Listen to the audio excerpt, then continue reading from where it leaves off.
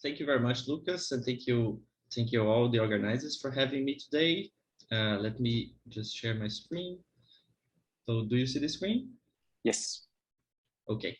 So for me, it's a great pleasure to be here today because I've been watching the seminar series since the beginning, and I learned a lot from all of you, and it will be a very nice opportunity to talk about the findings of this paper and have comments and feedback and so on. So this is work in progress, so any comments more than welcome right now.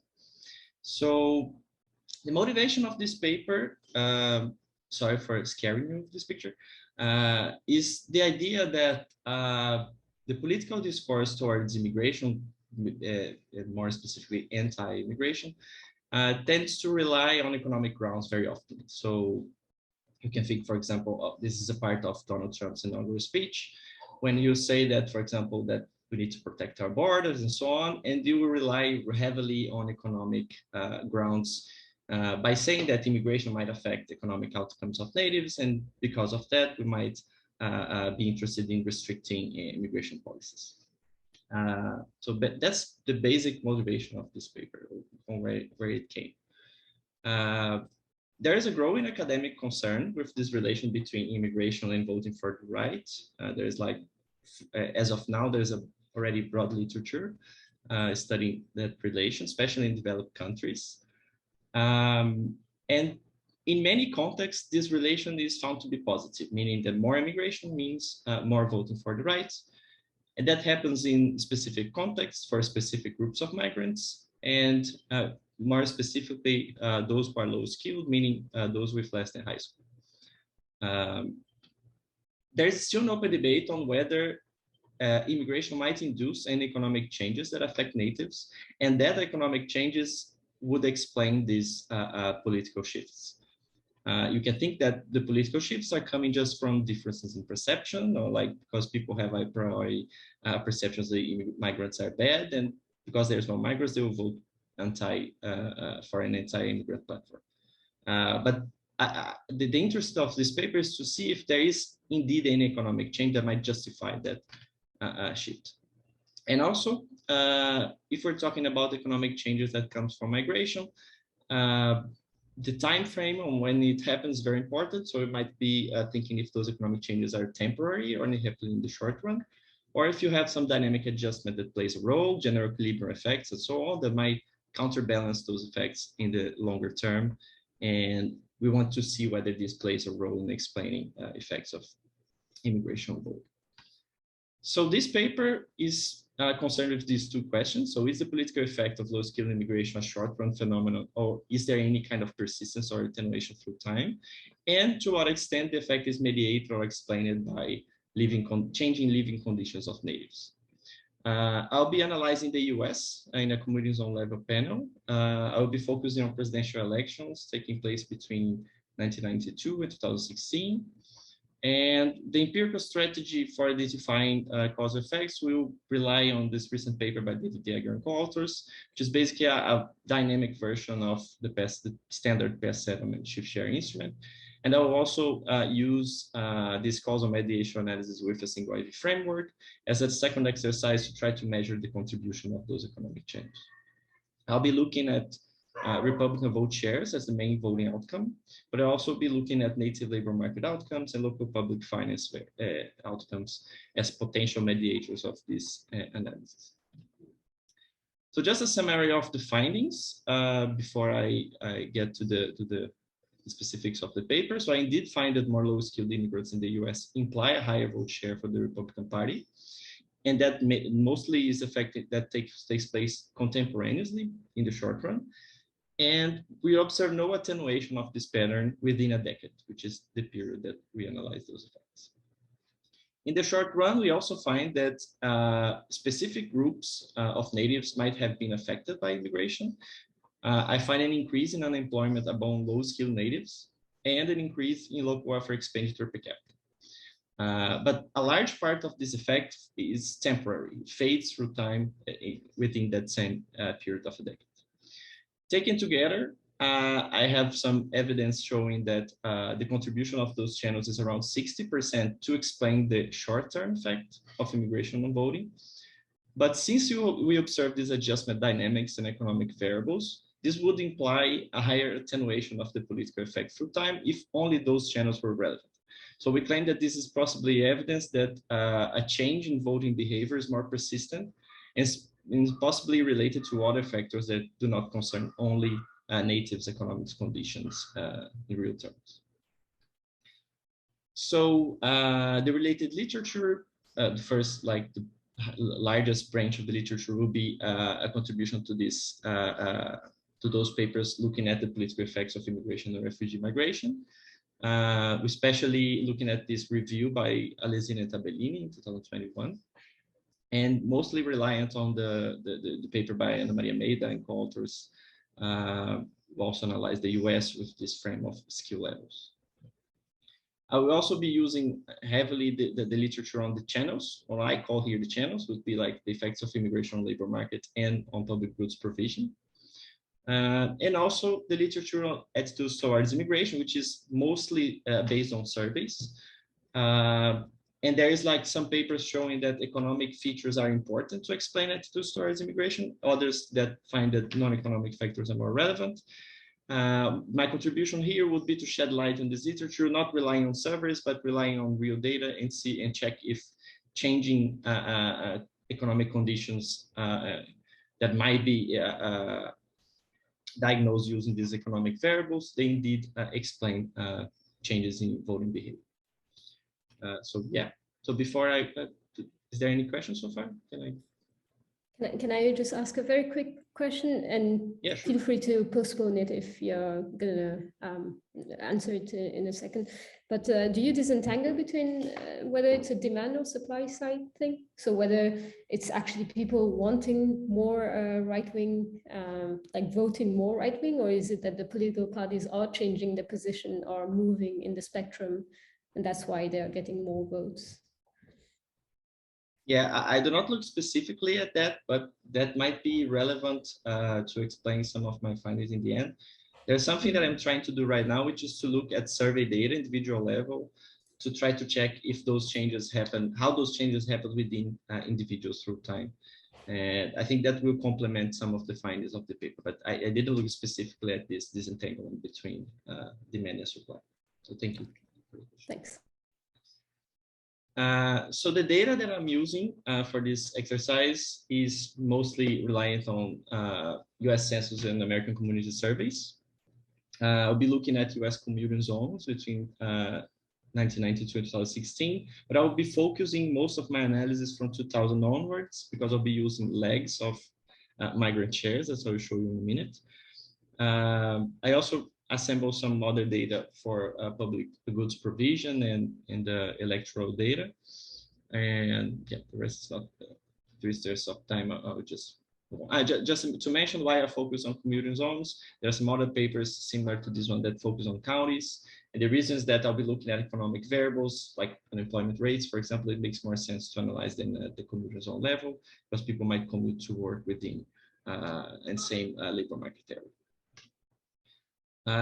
So I'll be looking at presidential elections, which makes sense because it is the branch that's responsible for executing immigration policies. So if you think of issue voting, for example, people might be voting for Republicans because they want more restrictive immigration policies. And that's indeed the case for the US. Republicans tend to be more restricted towards immigration, and Republican voters also tend to have, in general, more negative views towards immigrants and to be more concerned with this idea that immigrants might be bad for the economy. In this period of analysis, there was a relevant shift of Republicans towards Republicans' vote share in the popular vote, and that shift is quite spread in the territory, but mostly focused on the Midwest here. And some regions also experience large increases in low-skilled immigration. So there is some match in these two variables. So you see there might be some correlation here. And yeah, indeed, I do find that there is a positive correlation between the share of low-skilled immigrants and the change in the Republican vote share contemporaneously. But if I look at like previously arrived immigrants and their vote share, I find a negative correlation, meaning that you can think of this as like evidence that maybe longer term immigrants are more assimilated, and thus you do not find its effects very persistent. But this is just correlation. There's a change in composition of low-skilled immigrants in this period. So that you have increased presence of Mexicans and other Central Americans, and the decreasing presence of Europeans relatively.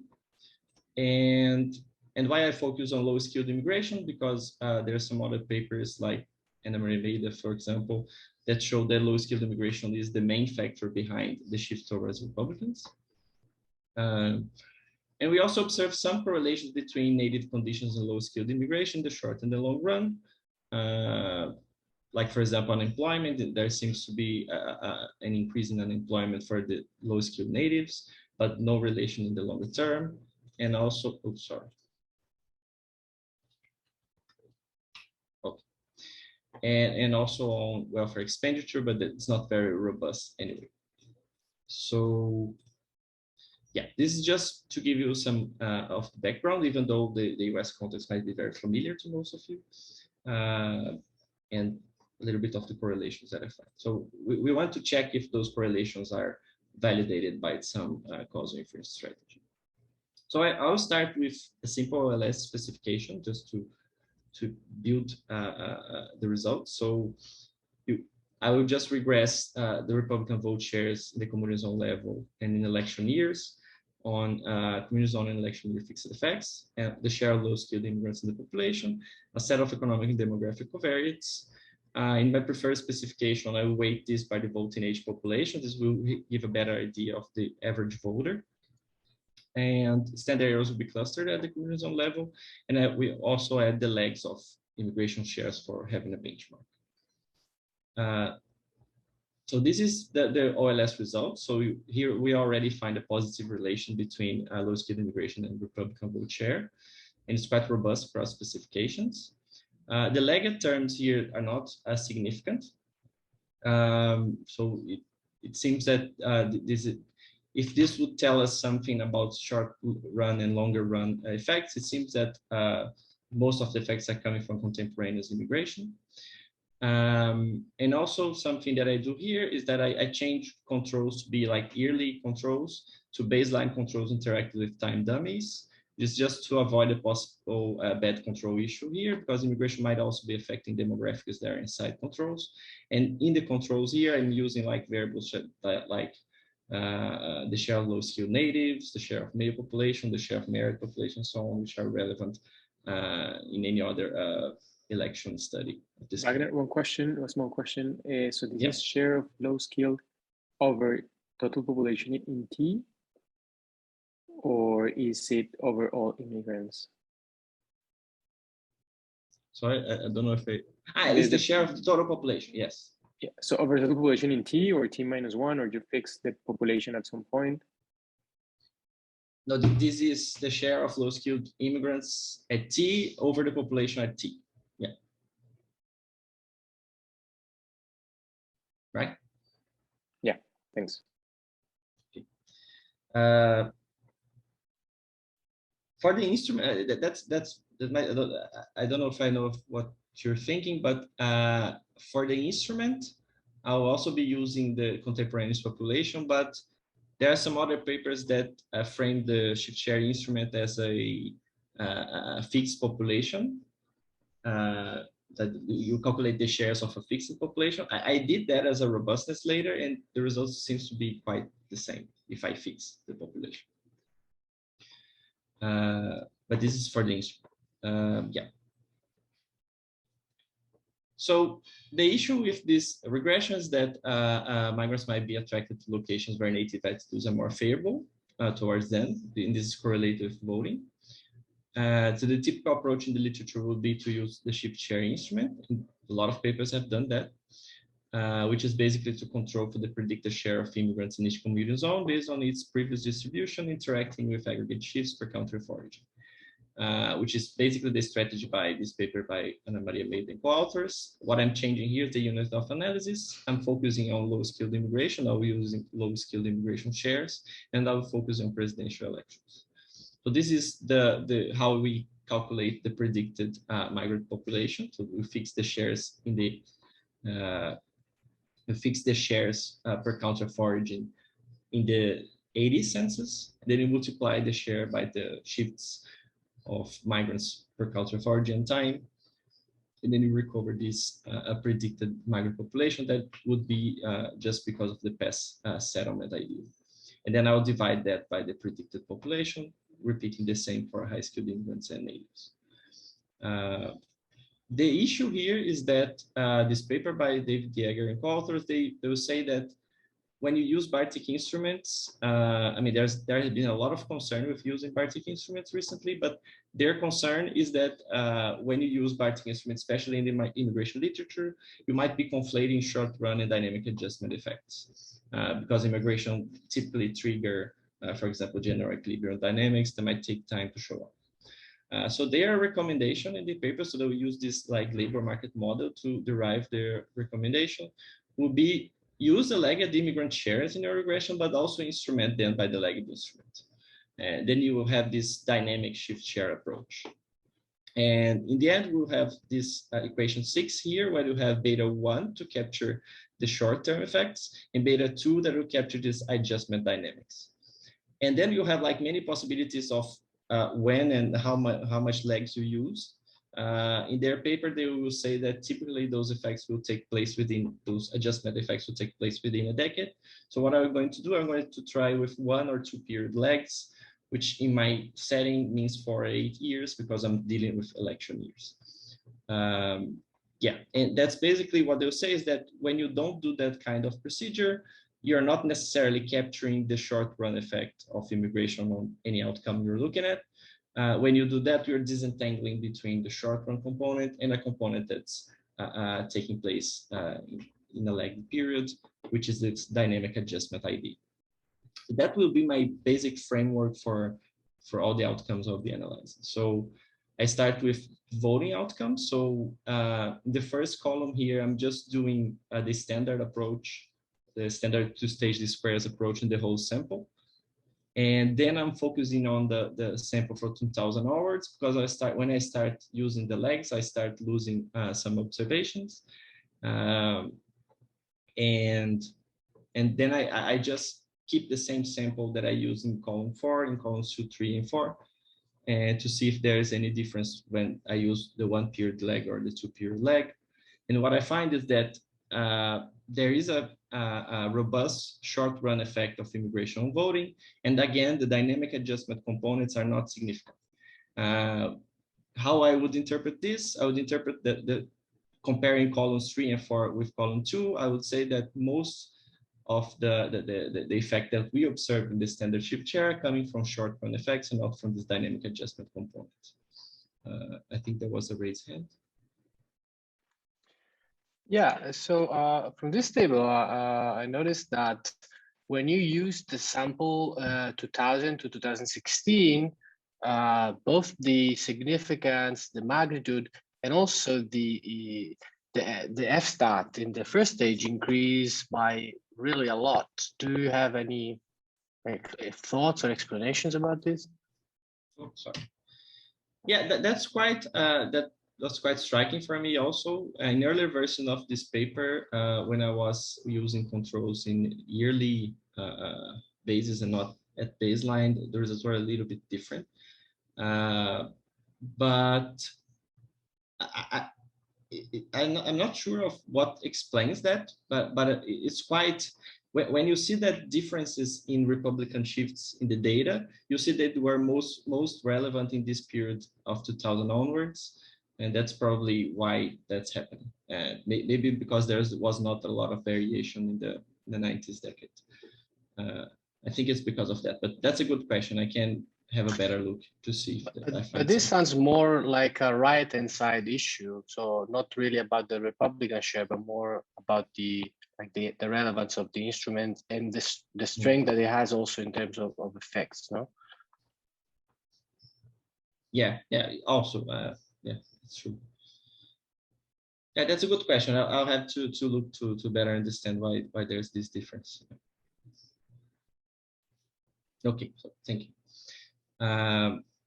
So yeah, so after finding these effects, what I wanted to see is that is to analyze if those effects can be explained by what's happening in the labor market and what's happening in terms of public goods provision. So basically, the idea is to see if native economic conditions are affected by immigration. If that is the case, whether that will be explaining the results on voting, and also whether this is taking place in the short run or in the longer run, whether this is relevant for the analysis. So I'll be applying the same kind of framework for native labor market outcomes and for local public finance variables. And then I will talk a little bit about this causal mediation framework, which will be trying to measure the contribution of those changes. So I'll be starting with native labor market outcomes. I'll be looking at the native unemployment rate and the log hourly wages. And I'll be separating between three groups here, which would be like the overall unemployment and wages, and then focusing on low skill and high skill groups. Thinking about the idea that, for example, low-skilled natives might be more affected by low-skilled immigrants because they are more similar. And high-skilled natives might be actually benefit by immigration because they are more complementary. Here I'll be focusing on the 2-period lag because it seems to be, following the paper by David Yeager, seems to be the most relevant margin here. In the paper, I also have the results for the 1-period lag, and they are quite similar.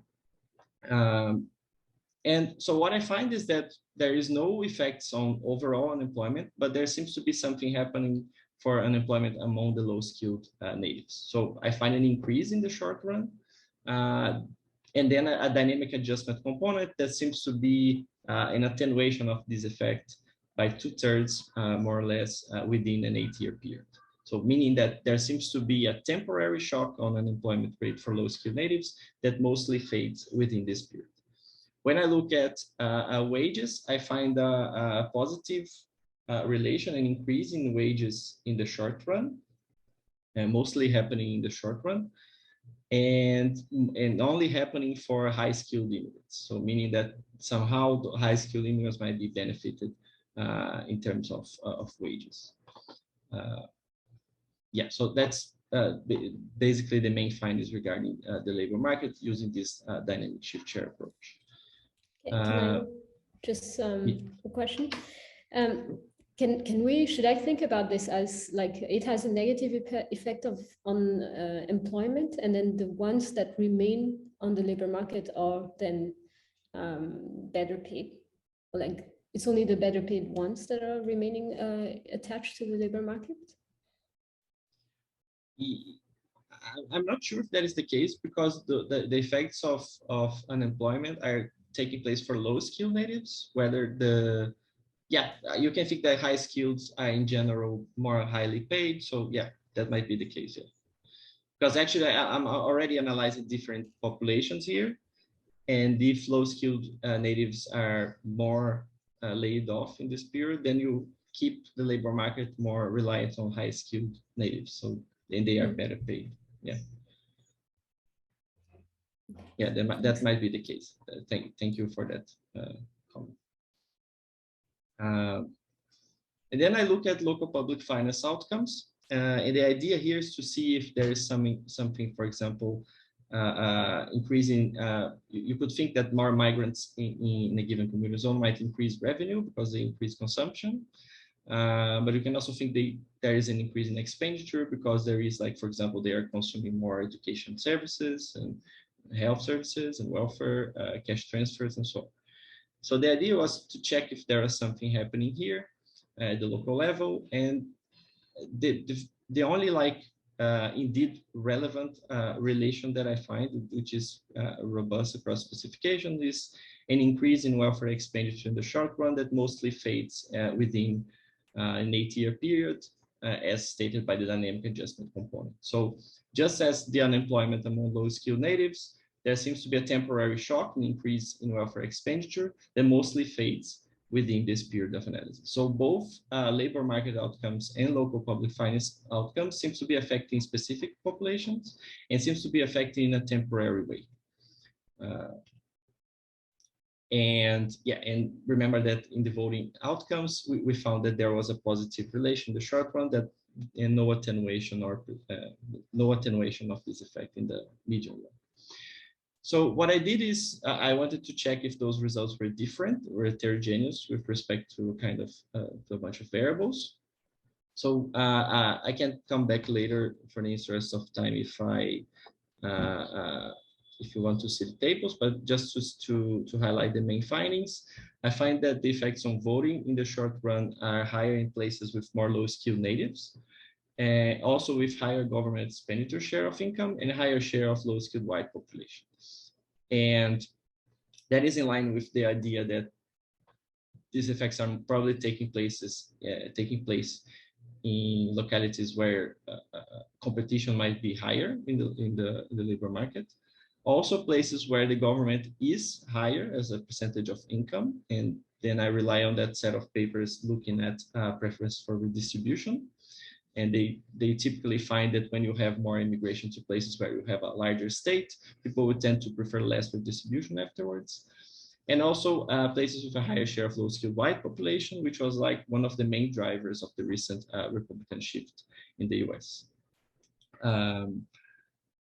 In terms of the unemployment, I also find that the short-run increase and the dynamic adjustment pattern are mostly explained by places with a higher share of low-skilled natives. So that's quite converging with the effects on voting. But the effects on welfare expenditure are mostly explained by different areas, mostly less urban areas with less low-skilled natives. So the effects on welfare are not necessarily taking place in the same places as the effects on the labor market. Yeah. So that analysis so far was to show that maybe there's something happening in terms of economic conditions of natives, and that's happening at the same time as the observation of the voting changes. What I wanted to do in this last part of the presentation is to try to somehow measure the contribution of those economic channels to explain the electoral effect. So I'll be employing this method by Christian Dippo and co-authors, which is called Causal Mediation Analysis for a Single IV Framework. And the idea is basically to, when you have a single instrument, to identify an effect of a treatment on an outcome. You can also use it to identify an indirect effect through a mediator M. And you can calculate the percentage of this mediator, how much it represents from the relation between T and Y. And if you have a just identified estimate, which means that when you have the same instrument being used for, like the number of treatment and number of instruments is the same. When you have the just identified case, you can actually calculate those percentages. I'll not like be very thorough in this part, but the idea is that you have a model that will require the traditional exclusion restrictions that an IV framework will require. But we will also rely on the second hypothesis that unobserved shocks affecting the treatment and the mediation variable are independent for unobserved shocks affecting the mediation variable and the outcome, which can be translated as stated by the authors as saying that when you are analyzing the effects of a specific channel, you kind of have to suppose that other channels are not taking place simultaneously.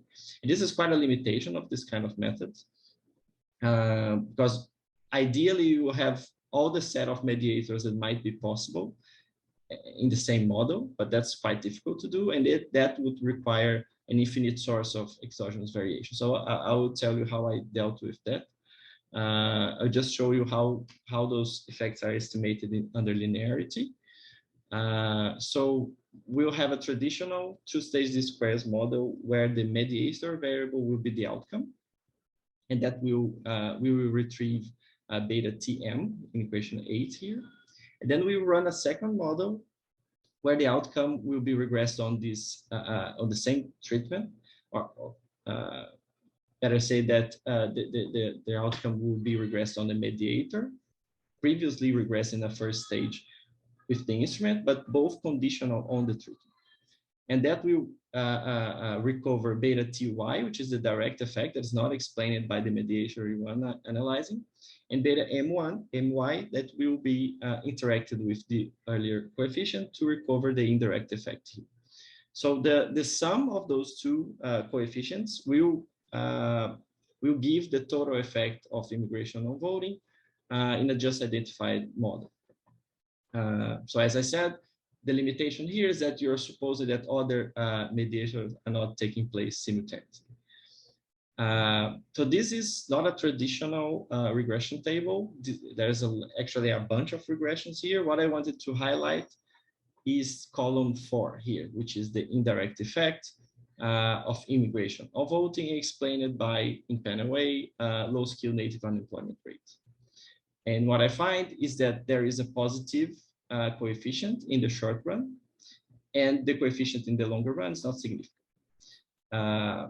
Since the total effect of immigration on vote is 3.2 and the indirect effect is 1.9, then the percentage of this total effect that is explained by, would be explained by unemployment among low-skilled natives would be like 59%. When I go to the second model, which is looking at welfare expenditure as a potential mediator, I find no significant indirect effect in the short run and a possible dynamic adjustment margin in the longer run. But that's quite hard to interpret because it's actually a lot higher than the total effect, the total dynamic adjustment effect here. The problem with this kind of models, I actually ran the same kind of model for a lot of different variables.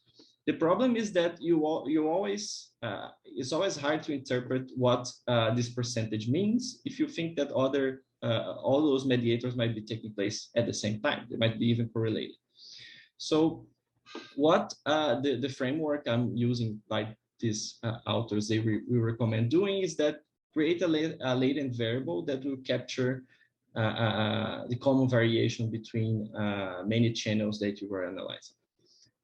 So they use, for example, principal component analysis to do that.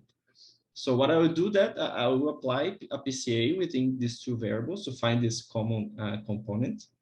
And then I will use this PCA index to calculate direct and indirect effects. And then we'll have more like straightforward interpretations in terms of the signs, at least, not necessarily in terms of the magnitudes itself. I mean, the percentages will be possible to analyze here. So when I do that, I find an indirect effect that is relevant both in the short run and in the longer run. In the short run, they will account for around 60%,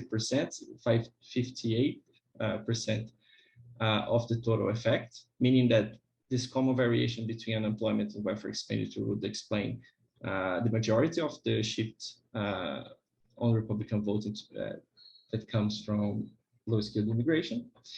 And in the longer run, the dynamic adjustment component is higher than the total effect that I found in the earlier regressions.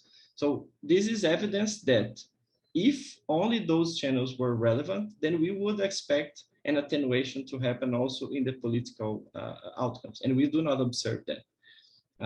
So this means that there is something else that I'm not capturing in this data that is explaining why the voting shifts is persistent and is not being attenuated as the economic effects are being attenuated. I think there was another raised hand. No? Yeah, I wanted to ask something. I think it's slide 21, where you first showed the effect of the mediation analysis. In the bottom panel, you find that the welfare expenditure indirect effect is basically non-significant. But in this case, wouldn't you have to have a direct effect? Like if the indirect effect is not there and the mediator is not really mediating, wouldn't you have to have a direct effect? Why it's not there? Yeah, that's an issue with this kind of model because, as I said, when you are looking at a specific variable as mediator, you are kind of supposing that there's not anything else taking place at the same time. And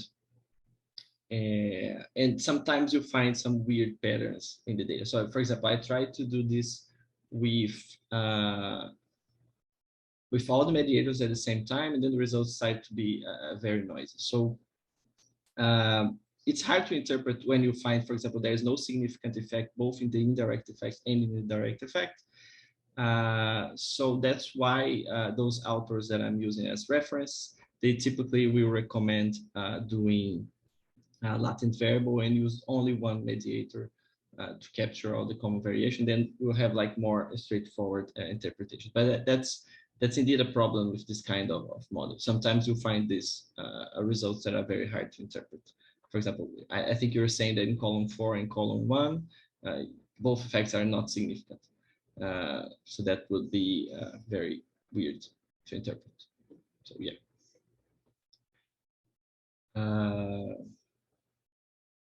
Yeah.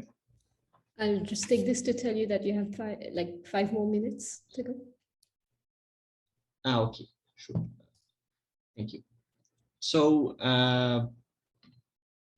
yeah, so as some robustness checks, I tried the inclusion of high-skilled immigrant shares together with the low-skilled immigrant shares to make results comparable with this paper by Ana Maria Meida and co-authors, and the results are quite similar. I can come back to any table or figure afterwards. I just pass a little bit faster here in the sake of time. So I also try specifications of different sets of controls. They also generate similar results. I do not find any significant results using other variables for the mediation analysis, meaning that those two seems to be the only relevant ones that I analyze in this framework. I also tried different ways of aggregating mediators instead of using PCA. Use it like a composite index or a summarizing index. And again, the results are similar. And the results are also robust to excluding each country out of the instrument composition. And that's already taking into account recent criticism, not criticism, but Bartik robustness checks recommended by Goldsmith, Pinkham, and co-authors, where they will say that when you have an instrument that's particularly explained by specific industries or specific countries, then you should look if your instrument is not very reliant on that. I'm currently running a lot of other robustness checks using different sources of exogenous variation, using different legs or leg spans. Instead of using skills driving of immigration, I used country of origin, and that one I already found there is no evidence for that. And then the battery of robustness checks recommended by this whole trinity of papers on Bartik instruments more recently. So a little bit of discussion just to conclude. So the labor market competition among low-skilled seems to play a role in explaining the political shifts, and that is consistent with the idea that labor market effects tend to be negative if both populations are more likely substitutes.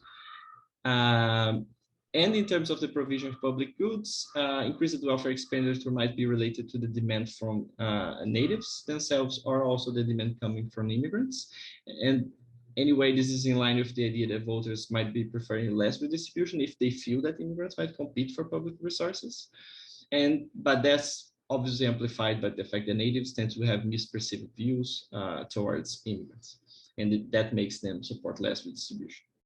This is in the short run. When you look at the dynamic adjustments, we see that both unemployment and welfare effects fade through time, meaning that those negative consequences are short-lived. And that's possibly rationalized by general equilibrium effects that take more time to kick in. The fact that natives are better off in the medium run should play a role in attenuating these Republican shifts, if that was the only relevant channel.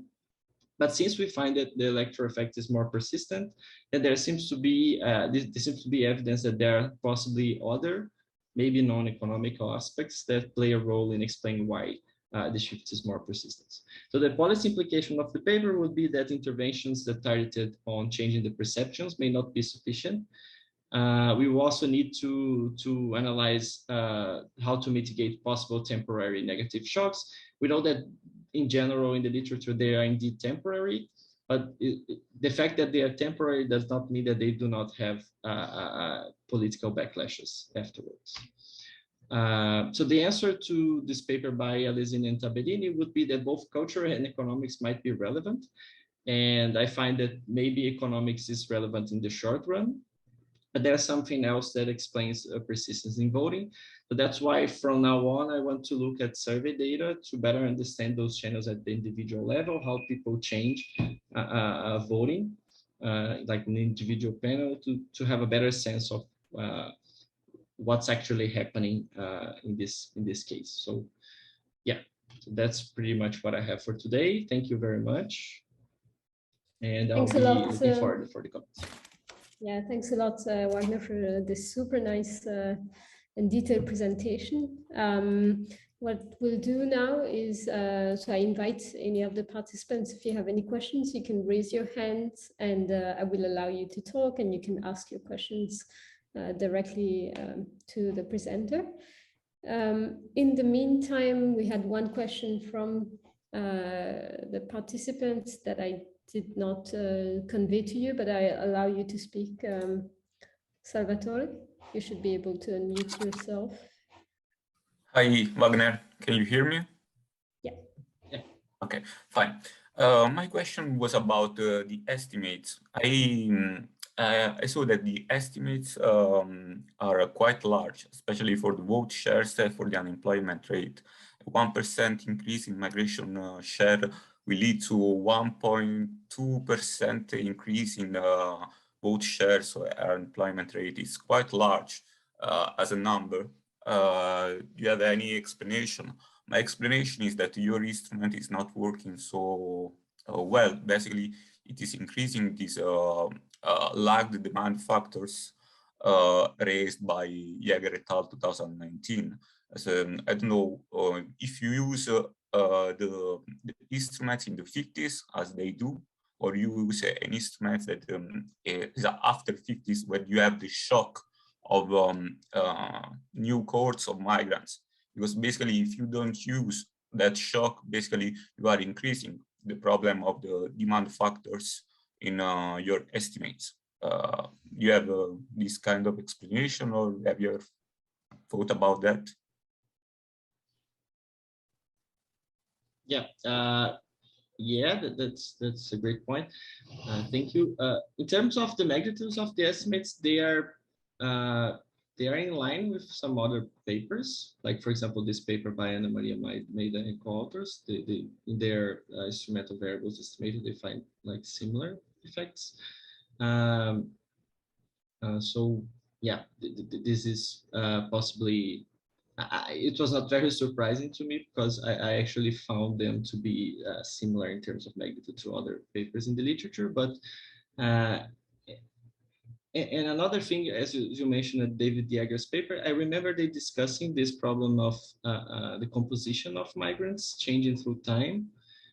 And I think they analyzed the whole migration shares for the US and they found that pattern.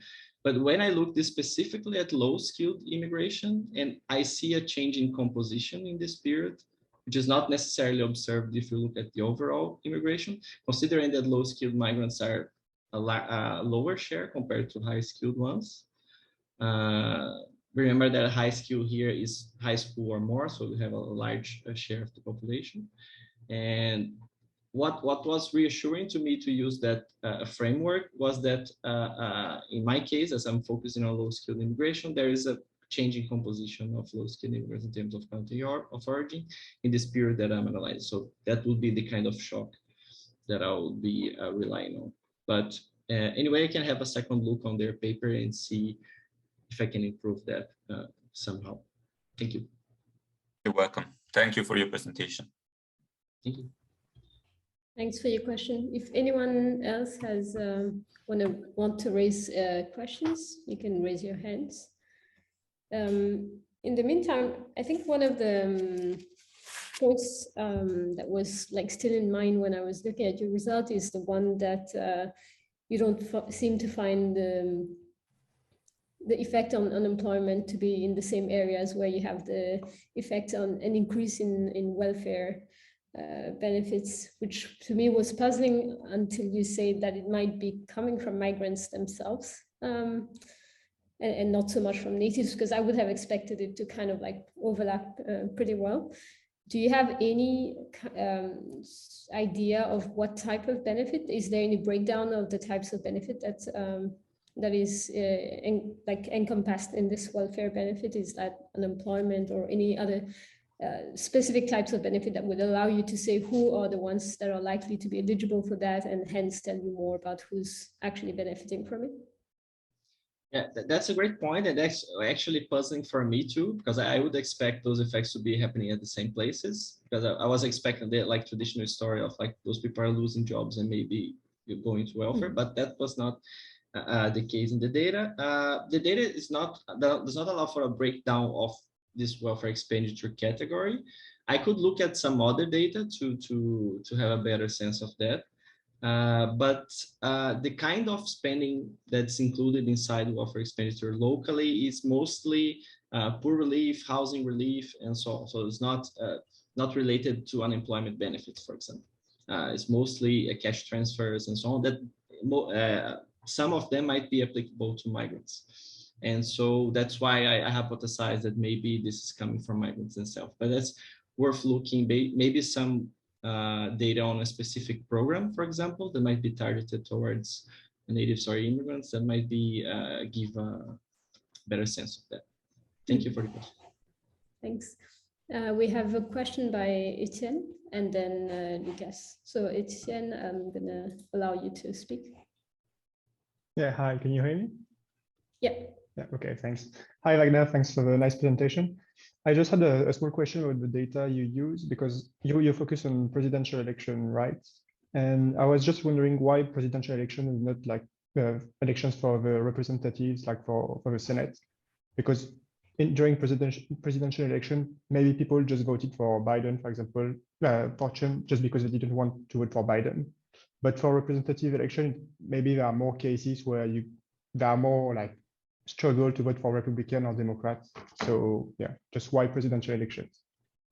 Yeah, that's a good question. I already have the data on House and Senate elections. So I'll probably running that to see if the results are similar.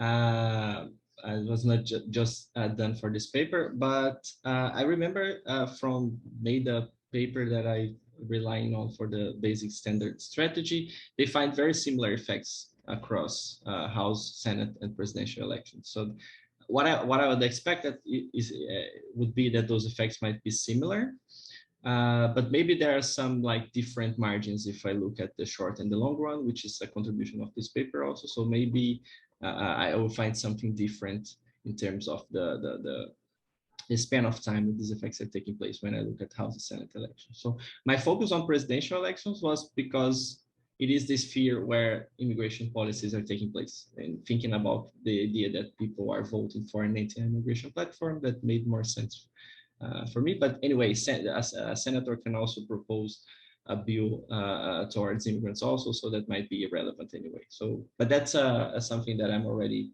planning to do. Thank you for the question. Okay, thanks. Lucas?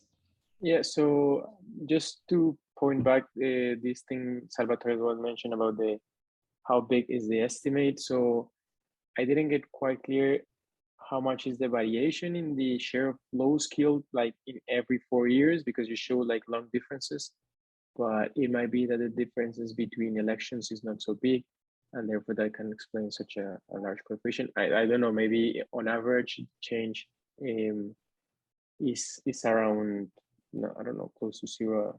If you can guide us on more of these statistics.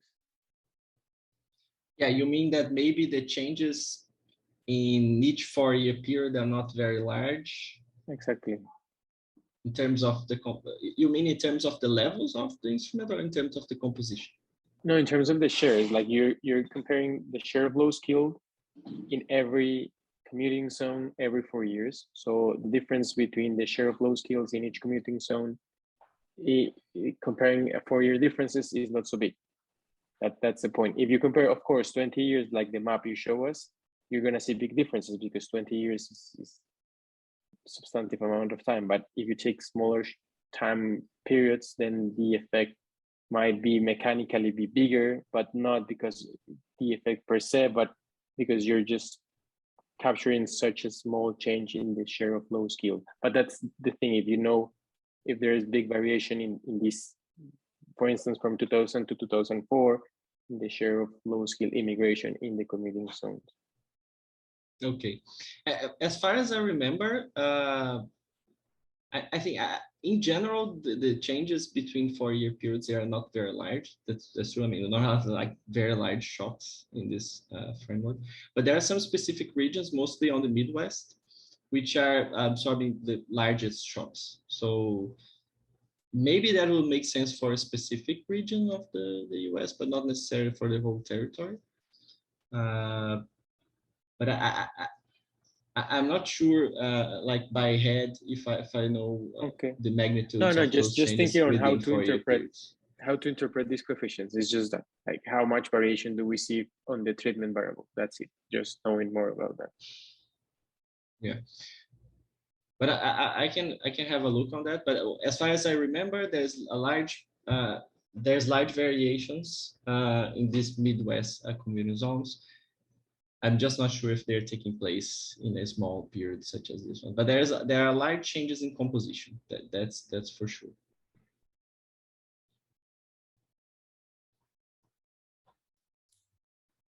I think we are right on time. So maybe Lucas, you can close today's session and present the next following week's presentation.